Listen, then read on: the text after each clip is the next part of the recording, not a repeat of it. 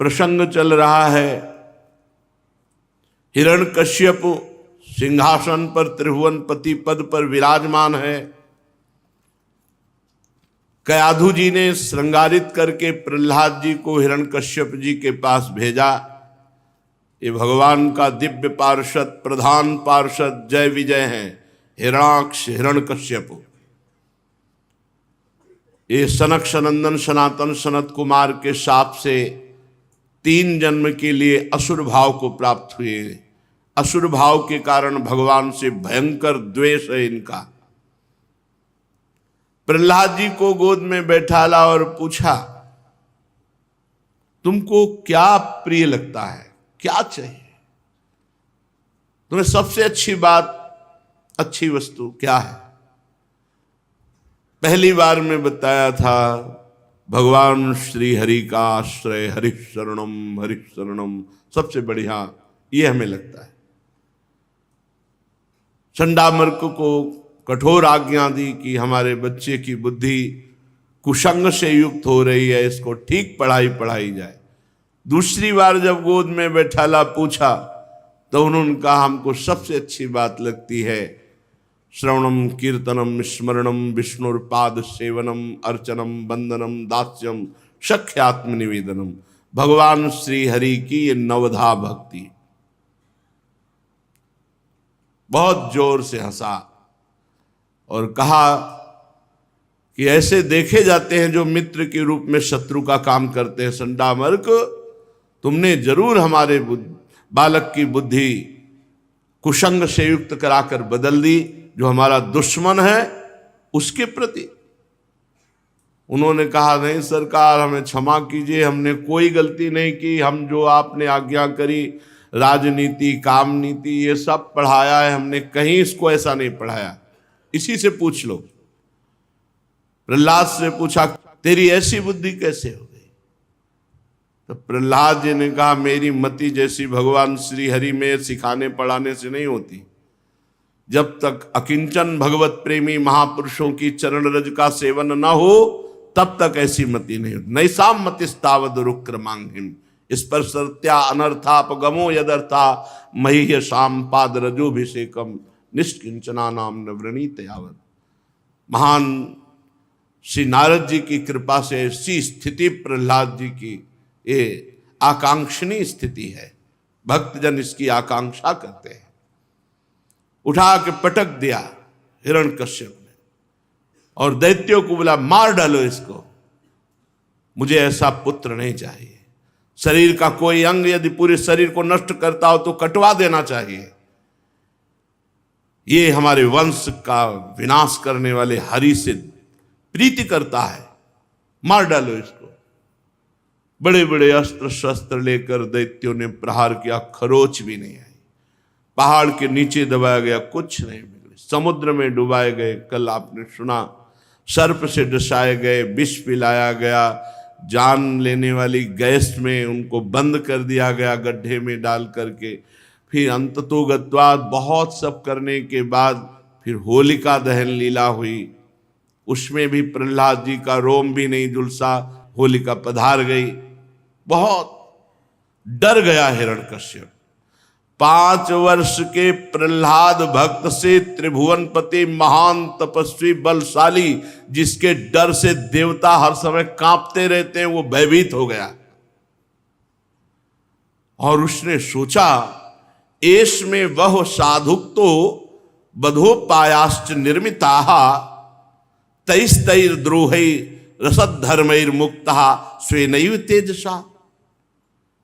मैंने इसको कितना मारने का प्रयास किया पर ये मरा ही नहीं। मैं इससे द्रोह कर रहा हूं और ये बिना किसी सहायता के अपने आप बचता चला जा रहा है। अवस्था इसकी 5 वर्ष की और ज्ञान इसका बहुत पुराना। निशंक, निर्भय, कोई सोच नहीं इसमें, हो न हो ये मेरी मृत्यु का कारण बने, सोच रहा है हिरण्यकश्यप। ये बालक होने पर बहुत समझदार है। अवश्य इसके विरोध से लगता मेरी मृत्यु संभव है। चेहरा उतर गया हिरण्यकश्यप का, भयभीत हो गया। शुक्राचार्य के पुत्र संडामर्क जी हिरण्यकश्यप से कहा, मैं एकांत में मिलना चाहता हूं। एकांत में मिले। कहा, स्वामी आप चिंता करते हैं, अरे आपने अकेले त्रिभुवन पर विजय प्राप्त कर ली, आपके भौं टेढ़ी करने पर लोकपाल कांप उठते हैं। हमारे देखने में तो कोई चिंता की बात नहीं है, आखिरकार आपका ही बालक है, थोड़ी बुद्धि बिगड़ गई है, ये आपकी बुराई तो नहीं कर रहा, आपको मारने का प्रयास तो नहीं कर रहा, आप ही तो प्रयास कर रहे हो, आप चिंतित क्यों हैं? ऐसा किया जाए, इसे वरुण पास से बांध दिया जाए और हमारे भगवान शुक्राचार्य जी पधारेंगे और वो अपने मंत्रों से इसकी बुद्धि को बदल देंगे, ये सुधर जाएगा, आप चिंता मत करो। हिरण्यकश्यप ने कहा, ठीक है, गुरुपुत्र की सलाह मान ली, अब वरुण पास से बांध करके संडामर्क जी ले गए। भक्त कभी भयभीत नहीं होता किसी भी परिस्थिति में, जो भयभीत होते हैं उनको अभी भगवान का भरोसा नहीं है। अब वहां उनको काम का उपदेश, गृहस्थ धर्म संबंधी बहुत से उपदेश दिए जाने लगे। प्रहलाद जी बहुत नम्रता से प्रयोग आते हैं, चाहे संडामर्क जी हो चाहे शुक्राचार्य जी हो, सबसे नम्र प्रयोग। मन में सोचा, इतना विरोध, पिता गुरु सब विपक्ष में, क्या मेरे हरि की भक्ति में ऐसा विरोध होता ही रहता है? पर हरि तो रक्षक हैं, फिर डरना क्या। एक दिन अवसर मिला, ये संतों से कथा सुनी, ऐसे ही अकेले चिंतन करते हुए जा रहे थे, तो एक जो कुंभकार पात्र मिट्टी के बनाते हैं, तो उनकी पत्नी बाहर बैठी हुई रो रही थी, हाय मैं क्या करूं, मेरी बुद्धि मारी गई। प्रहलाद जी ने कहा, क्या हो गया? बोले, 2 बिल्ली के बच्चे थे और मुझे ध्यान नहीं रहा, एक माट में थे और वो माट आवे के बीच में रख दिया और उसमें आग लगा दी। अब तो भगवान ही बचा सकते हैं, दूसरे किसी की सामर्थ्य नहीं। तो आग के बीच में रखे हुए बच्चे, तुझे विश्वास है भगवान बचा दे? पक्का। कब खोलेगी? कल, जब मैं आऊं तब खोलना। प्रहलाद जी गुरु जी के यहां से जब अध्ययन से छुट्टी मिली तो सीधे वहां गए। आवा खोला गया, सब मटकियां पक चुकी थी, लेकिन जिसमें बिल्ली के बच्चे थे उसमें आंच भी नहीं लगी थी। प्रहलाद जी बार बार भगवान को के, ऐसे मेरे कृपालु भगवान सबकी रक्षा करते हैं जो भगवद आश्रित होता है। अपने स्वामी प्रभु श्री हरि में पूर्ण निष्ठावान, पूर्ण निर्भय श्री प्रहलाद जी, जो भोगों में रत हैं उनको तो भोग की बात अच्छी लगती, पर जो भगवान में रत है उनको विश्वत लगती है। यहां एक आचरण भक्त का शिक्षास्पद प्रहलाद जी दे रहे हैं कि अपने घर में भक्ति कर रहे हैं हम, घर वाले विरोध कर रहे हैं, तो हमको ऐसे रहना है जैसे प्रहलाद जी, बिल्कुल रुचि नहीं रही बातें पर शांत बैठे हैं, पढ़ते नजर आ रहे हैं और बिल्कुल नहीं रुचि रही। ऐसे ही घर की बातें बिल्कुल ना रुचे, उनकी विरोध की बातें बिल्कुल ना रुचे, पर अपने को शांत रहना है, अपनी भक्ति को छुपा के रखना है, अपने को विरोध भाव वहां प्रकट नहीं करना। प्रहलाद जी ने यहां अभी तक कोई विरोध नहीं प्रकट किया, इतना मारपीट, इतना प्रहलाद जी ने कोई विरोध प्रकट नहीं किया। एक दिन गुरुजी गृहस्थी के काम से कहीं बाहर चले गए, छुट्टी मिली, प्रहलाद जी ने सब असुर बालकों को बुलाया, बुलाकर पास बैठाला और मधुर वाणी में हंसते हुए कहा, वो सब बालक थे और इस चमत्कार से बहुत प्रभावित थे कि प्रहलाद जी को आग में जलाया गया, विष पिलाया गया, सब कितना कितना सब किया गया और कुछ भी प्रहलाद जी का नहीं बिगड़ा। इसलिए बड़ी श्रद्धा थी सब असुर बालकों की, सब आकर बैठ गए। गुरु जी कहीं बाहर गए हुए थे, बड़े प्यार में भरकर श्री प्रहलाद जी ने कहा, मित्रों, इस संसार में ये मानव देह मिलना बड़ा दुर्लभ है। दुर्लभम मानुषम जन्म तदप्य ध्रुव मर्थदम कौमार आचरेत प्राज्ञो धर्मान भागवतानि। प्यारे मित्रों, इस संसार में मनुष्य जन्म मिलना बड़ा दुर्लभ है। ये जगह जगह लिखा है शास्त्रों में। इसके द्वारा अविनाशी परमात्मा की प्राप्ति की जाए, यही सफलता है। मनुष्य जीवन की सफलता क्या है? भगवत प्राप्ति। परंतु पता नहीं कभी शरीर का अंत हो जाए। दुर्लभो मानुषो देहो देही नाम क्षण भंगुरा। ये शरीर बड़ा दुर्लभ है, पर किस क्षण नष्ट हो जाए पता नहीं। दुर्लभम मानुषम जन्मो तदप्य ध्रुव मर्थदम। कभी भी ये नष्ट हो सकता है। इस दुर्लभ मानव देह में, क्षण भंगुर मानव देह में भगवत प्राप्ति कर ली जाए, परमात्म प्राप्ति कर ली जाए। हे मित्रों, ये जीवन का परम लाभ है। बुद्धिमान पुरुष को चाहिए कि जवानी या बुढ़ापे के लिए भजन को न छोड़े। प्रहलाद जी समझा रहे हैं दोस्तों को कि भाई ये दुर्लभ मानव देह है, पर क्षण भंगुर है, कभी भी नष्ट हो सकती है। और इस मानव देह का परम लाभ है भगवत प्राप्ति। और इसके लिए कौमार आचरेत प्राज्ञो धर्मान भागवतानि। कुमार अवस्था से ही भजन शुरू कर देना चाहिए। जवानी और बुढ़ापे के भरोसे नहीं रहना चाहिए कि बुढ़ापे पे भजन नहीं होता। बुढ़ापे पे भजन नहीं होता।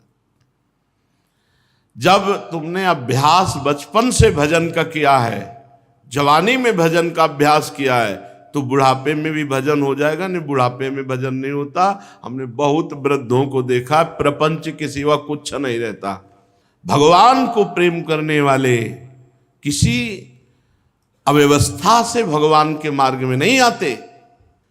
जब तक भजन नहीं तब तक। इसीलिए कहते हैं मत बनो बाबा जी, यार बेईमानी की जरूरत नहीं है। मेहनत करो, 500 रुपया लेबरी के मिलते हैं, घर परिवार का पोषण करो, राधा राधा जपो, भगवान की प्राप्ति हो जाएगी। बाबा जी बनने में बहुत डट के भजन करने की जरूरत है।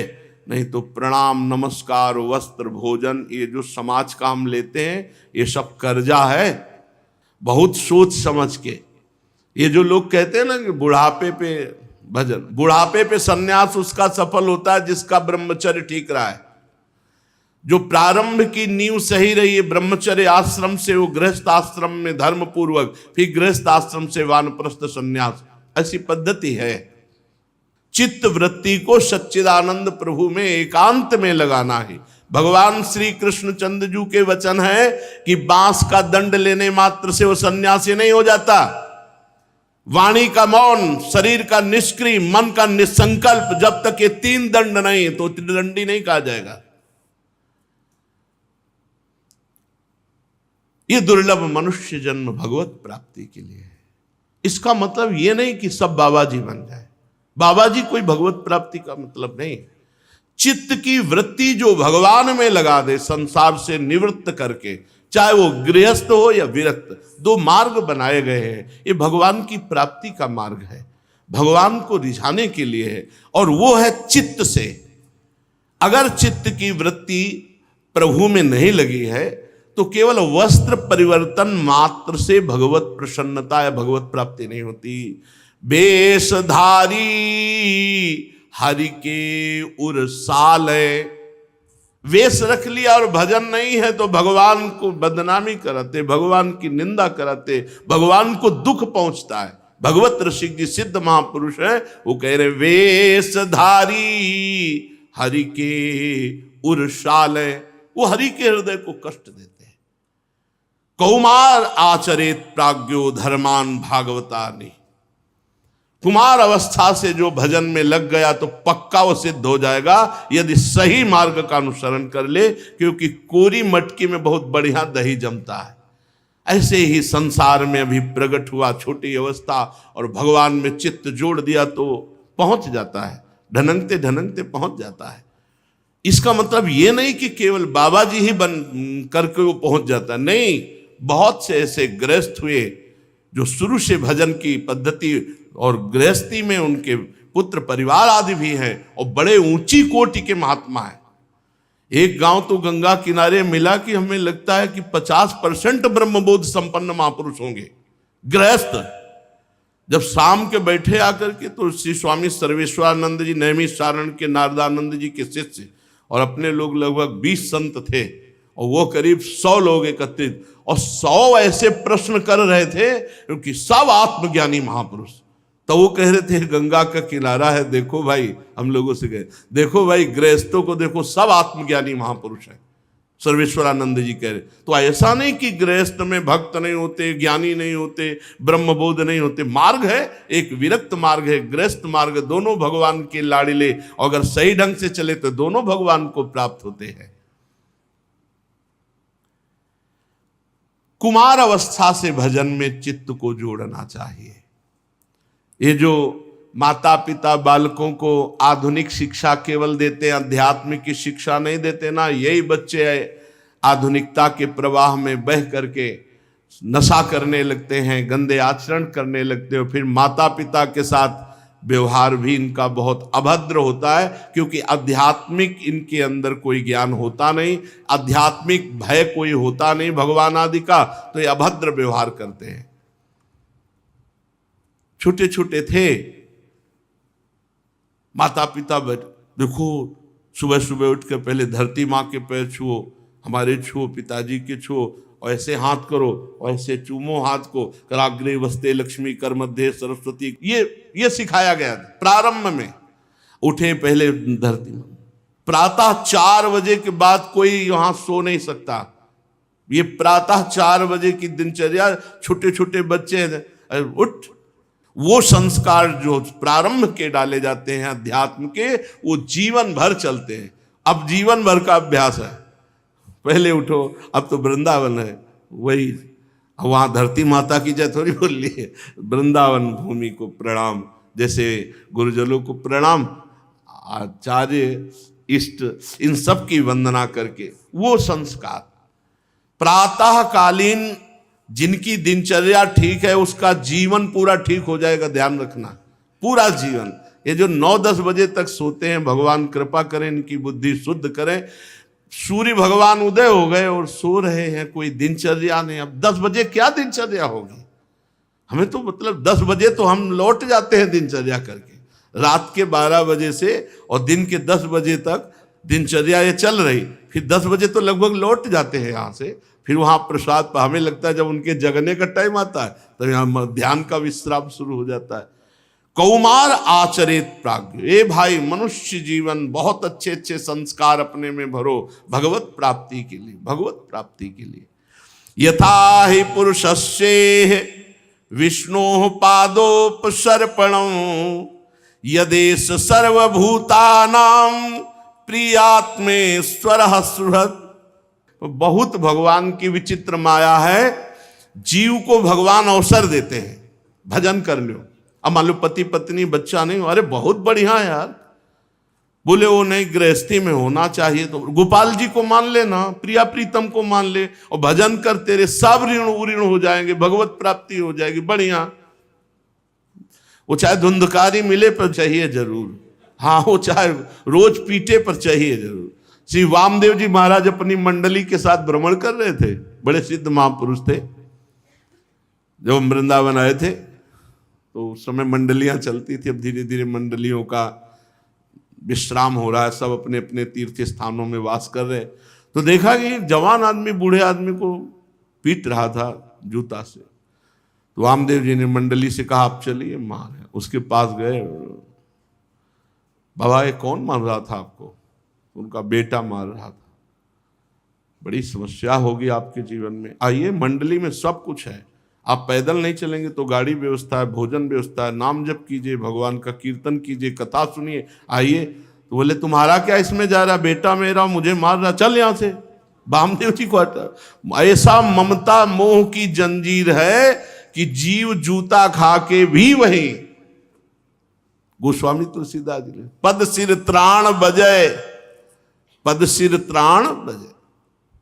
बहुत पद त्राण कहते जूता को, जूता खोपड़ी में बज रहा फिर भी ज्ञान नहीं आ रहा, जीव उसी माया की तरफ जा रहा है। भजन के बिना जीवन व्यर्थ है, बिल्कुल सच्ची मान लीजिए। मनुष्य जन्म में श्री भगवान के चरणों की शरण लेना ही जीवन की सफलता है। भगवान समस्त प्राणियों के सुहृद हैं, प्रीतम हैं, आत्मा हैं।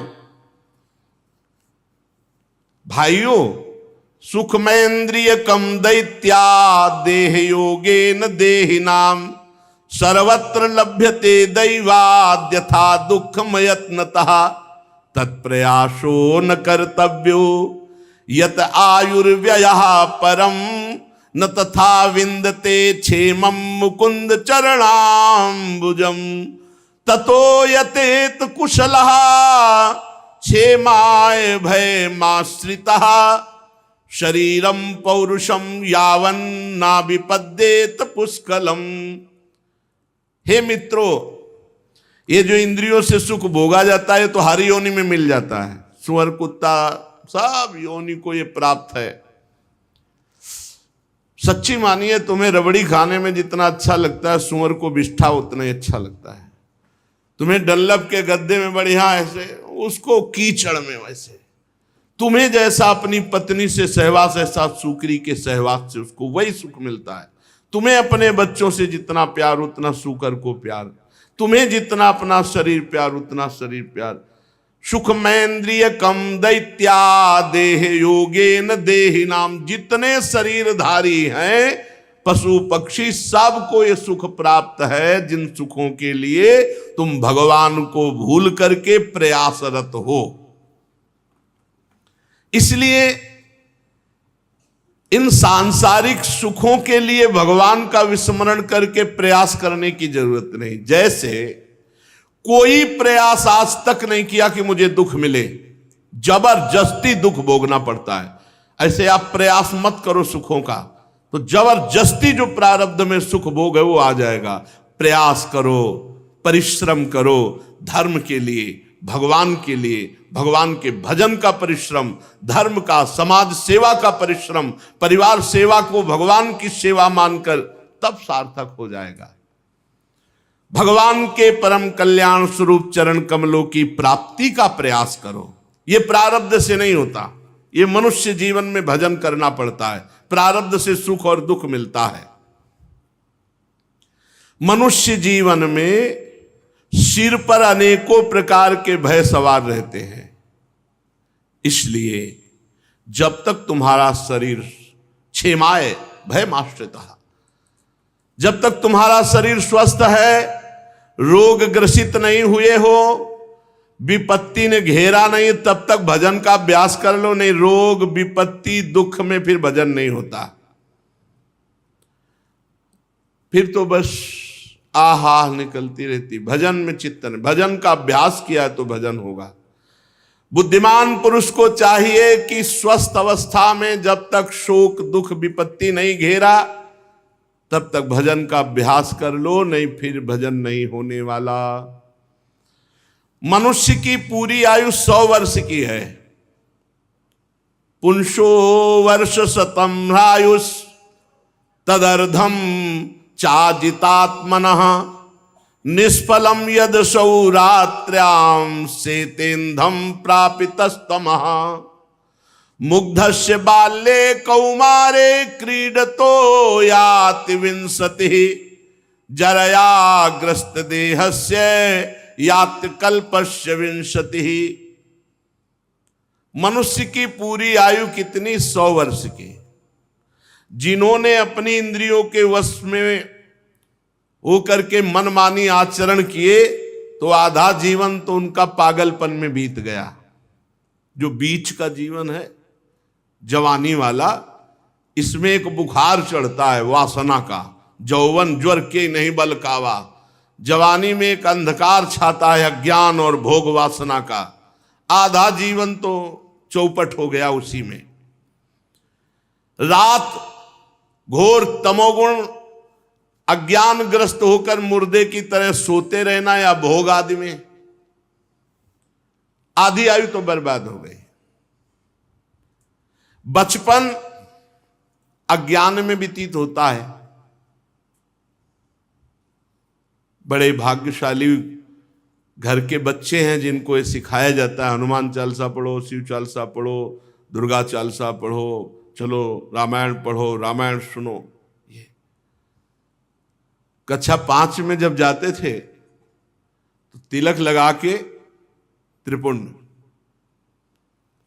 सुबह नहा करके इतनी चालीसा सब थी। उनका अध्ययन, रोज पाठ करना। शाम के भगवान की ऐसी कृपा थी कि तखत पड़े थे, संतजन आते थे, भागवत की कथा, रामायण की चर्चा, और 10-20 बूढ़े बैठ गए और भगवत चर्चा। एक एक अक्षर ऐसी सावधानी से सुनते थे। 5, 4, 9, 4 और कक्षा पढ़ पाए 9 तक। 9th साइंस साइड पास हुए और मन में बस एक बात आ गई, मुझे भगवान की प्राप्ति करनी। भागो संसार से, भागो भगवत नाम, भगवत चिंतन, भगवत आराधना। जब हमारे संस्कार प्रारंभ से डाले जाते हैं तब वो उत्तम कोटि के बनते हैं। अब बहुत कठिन है संस्कार मोबाइल वाला। बहुत सावधानी से गृहस्थी का निर्वाह करे तो गृहस्थ धर्म भगवत प्राप्ति कराने में समर्थ है। बाल्यावस्था तो खेल कूद पागलपन में कुछ ज्ञान होता नहीं। सही पूछो तो 20 वर्ष तक की अवस्था, जन्म से लेकर, वो एक विशेष ज्ञान का प्रकाश नहीं होता 20 वर्ष तक। और पीछे के 25 वर्ष बुढ़ापे वाले, उसमें भी स्मृति अगर वो सही ढंग से चला है तो स्मृति रहेगी नहीं। स्मृति डाउन, शरीर शक्ति एकदम गिरी हुई और बस वही प्रपंच, वही ऐसा। अगर भजन नहीं किया तो, सत्संग नहीं सुना, भजन नहीं किया तो बुढ़ापे में बुद्धि बहुत बिगड़ जाती। 20 वर्ष पहले के और 25 वर्ष बाद के, ये बिल्कुल बेकार अवस्था। और जो बीच वाली अवस्था वो तो पहले ही बता दिए, एकदम उद्दंड अवस्था पागल वाली। बिरले कोई होगा जो 20 से लेकर के 50 तक पाप की पोटरी न तैयार कर लिए हो। बहुत गंदा बुद्धि में विचार आता है इस अवस्था में। अगर संभाल पावे तो संभाल पावे। जीव इतना उलझ जाता है भोगों में कि क्या कर्तव्य है, क्या कर्तव्य है, इसका ज्ञान ही नहीं रहता। आधी आयु तो सोने में चली गई। दिन में जो चेष्टाएं हैं वो कर्तव्य का ज्ञान ना होने के कारण, तो बाल्यावस्था व्यर्थ गई, बुढ़ापा व्यर्थ गया, जवानी में पागलपन, पूरी जिंदगी। कब भजन करोगे? प्रहलाद जी कहे कौमार आचरे। बाल्यावस्था से भजन में बच्चों को लगाना चाहिए। 5 मिनट राधा राधा नाम कीर्तन करो, अभी तुमको बाल भोग पवाएंगे। आज अगर तुम 5 मिनट नाम जप करोगे तो आपको ये वस्तु पाए। उनको प्रलोभन देना चाहिए। उनको भय और प्रलोभन दोनों से भगवान में लगाओ, देखो फिर महान बनेंगे। आज तक इतिहास साक्षी महान वही हुआ है जो ब्रह्मचर्य परायण और नाम जापक रहा, वही महान हुआ है। चाहे वो राष्ट्र सेवा में हो, चाहे समाज सेवा में हो, भगवत सेवा में हो। जिसके जीवन में सदाचार नहीं वो कुछ नहीं है। पूर्व पुण्य से चाहे वो राजा बन जाए तो भी कुछ नहीं है। मेरे मित्रों ध्यान दीजिए, प्रहलाद जी कह रहे जिसकी इंद्रियां वश में नहीं ऐसा पुरुष कभी भी कितना भी भोग ले सुखी नहीं हो सकता। इंद्रियां वश में नहीं, चाहे जो भोग लो, कभी तृप्ति नहीं होने वाली। भूत के लड्डू हैं, चाहे जितना खाओ न तृप्ति। और खास बात है ना खाए तो जले और खाए तो जले। तो ना खाने वाला थोड़ी देर जलने के बाद शीतल हो जाता है, खाने वाला जिंदगी भर जलता है। घर गृहस्थी के भोगों को जिसकी इंद्रियां वश में नहीं है, भोगते भोगते बुढ़ापा आ जाए फिर भी तृप्ति नहीं होनी। माया की मजबूत रस्सी से अपने आप को बांधता जाता है। जहां छुड़ाने के लिए मनुष्य शरीर मिला था वहां अपने को और बांध दिया। चोर, सेवक, व्यापारी जिसे प्राणों से भी अधिक प्यार करते हैं, वो जान की बाजी लगाकर धन कमाने में जीवन व्यतीत करने लगता है। भोग, धन। भला धन की तृष्णा को कौन त्याग सकता है? अज्ञान की इतनी बात कि छोटी छोटी जगह में, छोटी छोटी वस्तु में, छोटे छोटे बंटवारे में, छोटी छोटी बातों में अज्ञान के कारण अमूल्य जीवन को नष्ट करके अपना जीवन नष्ट कर देते हैं। कोई कोई तो अपनी प्रीतमा पत्नी के एकांत से 5 वर्ष के हैं प्रहलाद जी, लेकिन संपूर्ण ज्ञान है। जैसे कोई ये सोचे कि भक्तों को ऐसा ज्ञान कैसे हो जाता है, गृहस्थी में तो गए नहीं, देखो ये तो 5 वर्ष के पूरा ज्ञान है। कह रहे जब उसकी प्रीतमा पत्नी एकांत में मीठी मीठी बातें और अपने आप को न्यौछावर करके सहवास आदि ऐसा बंध जाता है मन दोनों का, पति पत्नी का, इस स्नेह पास में ऐसा बंध जाता है छूटना मुश्किल। दूसरी फांसी, नन्हे नन्हे बच्चों की तोतली बानी, प्राणों से प्यारे प्रिय बच्चे कैसे छोड़ सकता है। फिर और बड़े हुए तो बच्चों की बहू और उनके लड़के बच्चों से ज्यादा प्यारे लगते, जो पौत्र पौत्री होती है बहुत ज्यादा प्यारे। फिर पुत्रियों का ब्याह तो उनके जो दामाद, कितना बंधन गांठ के ऊपर गांठ बंधती चली जाती है। अब वो जब वृद्धावस्था आई, अब वो सब इंद्रियों के भोग तो भोगने की सामर्थ्य नहीं रही, मन वैसे ही जलाता है और प्रतिकूलता घर से मिलती है। जनेंद्री और रसेंद्री के सुखों में पूरा जीवन व्यतीत किया तो वृद्धावस्था में उसी का चिंतन होता है, उसी का चिंतन। वो रेशम के कीड़े की तरह अपने आप को कर्म बंधनों में जकड़ लेता है, उनसे कभी विरक्त नहीं हो सका, उनका कभी त्याग नहीं कर सका। और सुनो, अगर वो कहीं संस्कार व सन्यासी त्यागी बन भी जाए तो कोई बिरला ऐसा है कि घर से संबंध हटा पावे नहीं, महीना भर में वो घर पहुंच जाएगा। संन्यास लेने के बाद घर को दिया हुआ 1 रुपया भी पूरे घर के नाश के लिए पर्याप्त है, ये होश में रख ले। विरक्त 1 रुपया भी पर्याप्त है उसके परिवार के नाश के लिए, इसलिए बहुत सावधान, विरक्त होकर के बहुत होश में।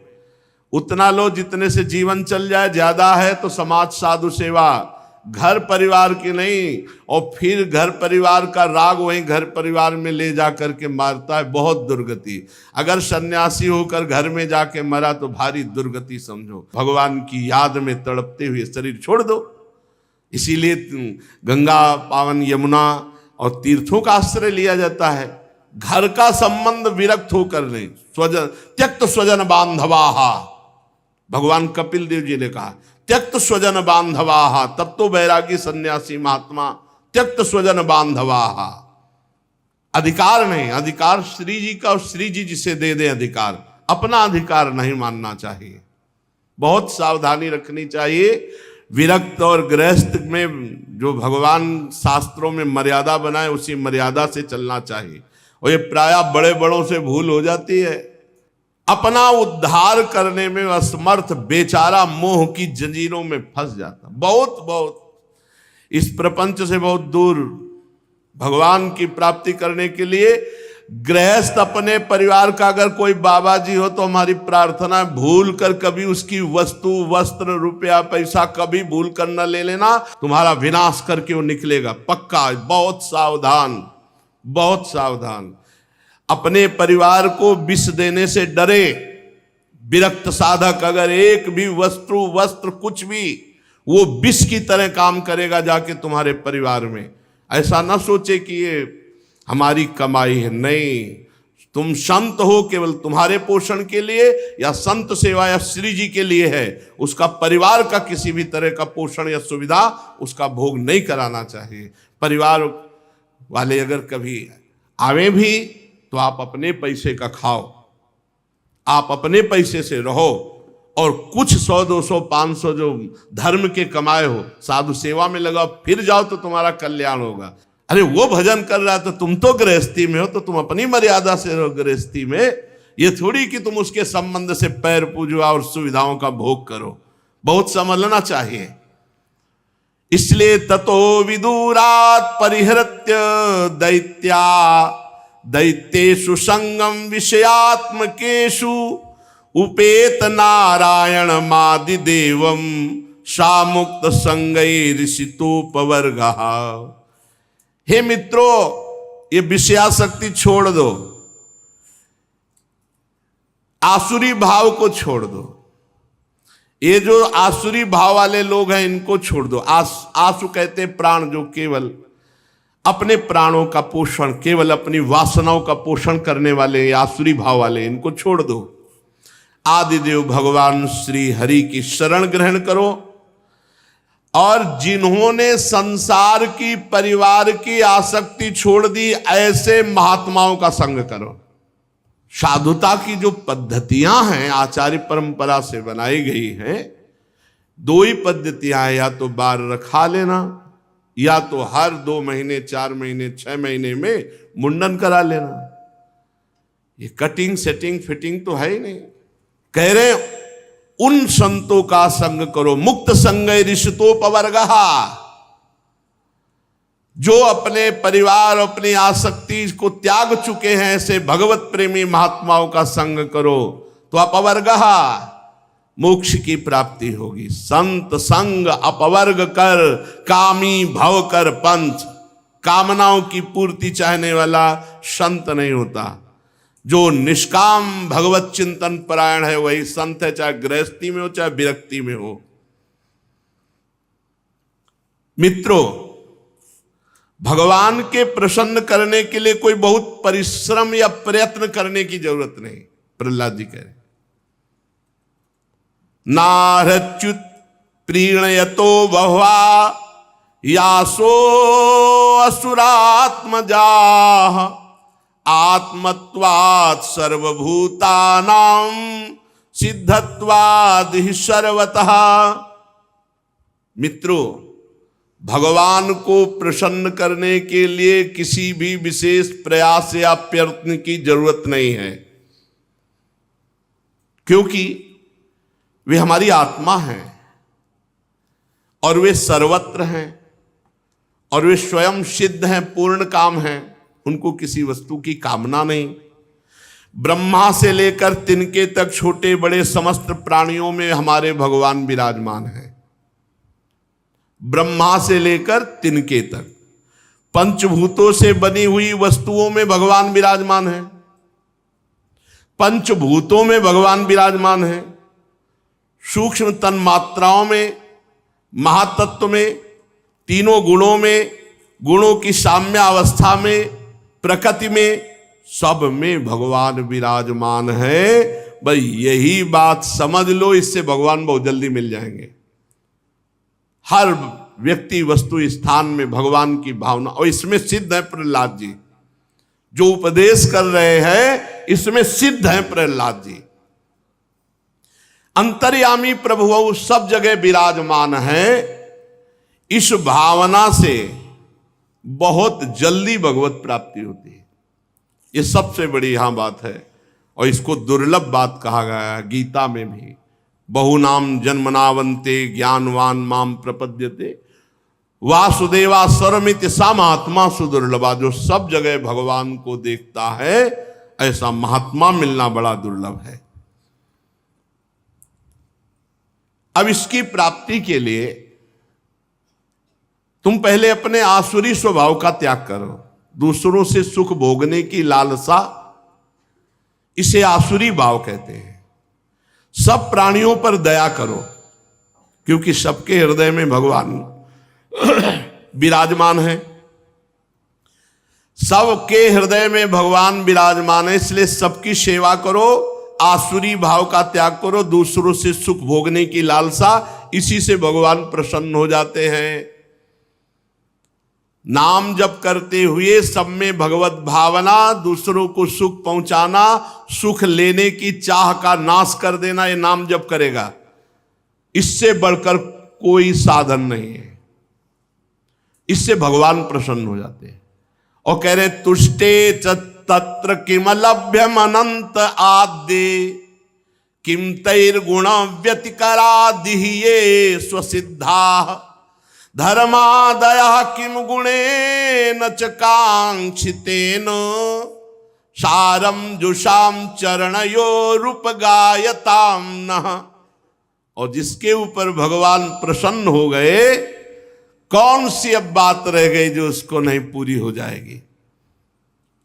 जिसको भगवान मिल गए, भगवान प्रसन्न हो गए, तो अब क्या बाकी रह जाएगा। प्रहलाद जी कह रहे सबसे बड़ी साधना क्या है? सब में भगवान को देखते हुए सेवा करना, खूब नाम जप करना, किसी से सुख लेने की इच्छा ना रह जाना, इसी से भगवत प्राप्ति हो जाती है। और जिस पर भगवान प्रसन्न हो गए तो कौन सा ज्ञान, कौन सी वस्तु, कौन सी स्थिति बकाया रह जाएगी। लोक परलोक में धर्म अर्थ जो बताया गया है, बिना प्रयास के सब कुछ आपको प्राप्त हो जाएगा जिस दिन आप भगवान को प्रसन्न कर लिए। देखो, हमको तो माया से कोई भी भय नहीं है, प्रहलाद जी कह रहे। जब हम भगवान का चरणामृत का सेवन करते हैं, भगवान का नाम जप करते हैं और भगवान की लीला कथा सुनते हैं, तो अब हमको न मोक्ष की आवश्यकता और न मैं माया से भयभीत होता हूं।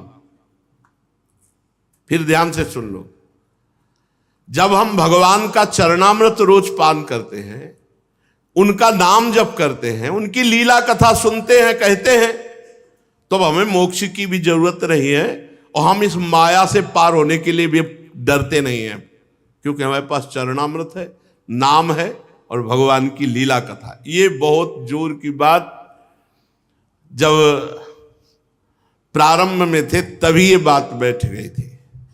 भगवान का नाम, जब भगवान की लीला कथा और भगवान का चरणामृत, तो रोज भगवान का चरणामृत कहाँ मिले? तो गंगा जी चरणामृत है ना, गांगम बारी मनोहारी मुरारी चरणच्युतम।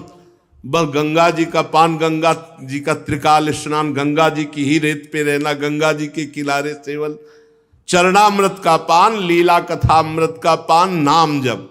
तो लीला कथा के लिए जहां कहीं गंगा किनारे संत महात्मा होते तो आश्रमों में कथाएं होती ही रहती है। और नाम जप निरंतर बहुत जोर का साधन है भगवत प्राप्ति के लिए। रोज चरणामृत का पान, चरणामृत न मिले तो ब्रज के बहुत से कुंड हैं, इनका किसी का भी जल ले लो, रोज 2 बूंद पाओ, ये चरणामृत है संतों का, भगवान का। यमुना जी, गंगा जी, ये सब महान पावन, नर्मदा जी, ये सब पावन करने वाले हैं।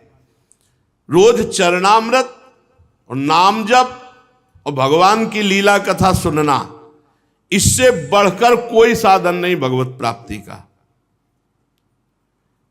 शास्त्रों में धर्म अर्थ काम, इन तीनों पुरुषार्थों का वर्णन किया गया है, मोक्ष का भी वर्णन किया गया है। आत्मविद्या, कर्मकांड अर्थात कर्मयोग, आत्मविद्या अर्थात ज्ञान योग, न्याय, तर्कशास्त्र, दंड नीति, जीविका के साधन, बहुत से शास्त्र हैं। यदि परम पुरुष भगवान श्री हरि में आत्मसमर्पण नहीं हुआ, निरंतर भजन नहीं हुआ, तो प्रहलाद जी कहते हैं हम सब ये बेकार मानते हैं, हम सब बेकार मानते हैं। आपका ज्ञान, आपका कर्मकांड, आपका तर्कशास्त्र, दंड नीति और जितने शास्त्र ज्ञान है, उस सब का फल है भगवान श्री हरि में आत्मसमर्पण और निरंतर भजन। ये नहीं तो प्रहलाद जी कहते हम सब का सब निरर्थक व्यर्थ मानते हैं। ज्ञानम तदेत दमलम दुर्वापमाह नारायणो नर सखा किल नारदाय एकांतिनाम भगवत दकिंचनानाम पादारविंद रजसाप्लुत देहिनाम स्यात्। ये निर्मल ज्ञान जो हमने तुम्हें सुनाया ये बड़ा दुर्लभ है। हे असुर मित्रों, ये पहले नर नारायण ने नारद जी को उपदेश किया था और नारद जी से ये ज्ञान हमको प्राप्त हुआ। भगवान के अनन्य प्रेमी अकिंचन भक्तों की चरण धूलि को जब तक अपने शरीर में नहीं लगाया जाएगा तब तक ये दुर्लभ ज्ञान, ये दुर्लभ निरंतर भजन करने की वृत्ति, ये दुर्लभ भगवान को आत्मसमर्पण ये नहीं होता। ये विज्ञान सहित ज्ञान विशुद्ध भागवत धर्म है। इसे मैंने अपने गुरुदेव देवर्षि नारद जी के मुंह से पहले पहल सुना था। प्रहलाद जी के मित्रों ने कहा कि प्रहलाद जी, गुरु पुत्र तो ये संडामर्क जी हैं और बचपन से आप इनके पास हैं, तो आपके नारद जी कब से गुरु हो गए?